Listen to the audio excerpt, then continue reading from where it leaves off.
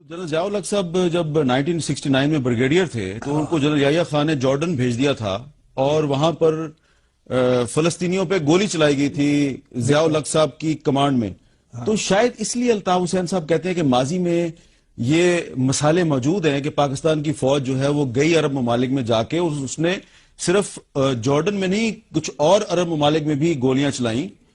تو شاید اس لیے انہوں نے کہا ہے کہ دوبارہ ایسے نہ کرو.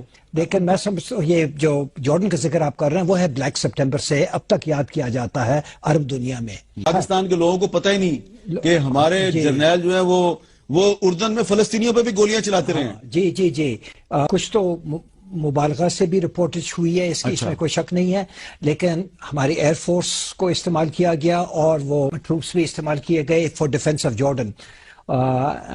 لیکن سیریا اور یہ دوسرے عرب ممالک جو ہیں ان میں جو تاثر اب تک پائی جاتی ہے ان کو وہ دن یاد ہیں.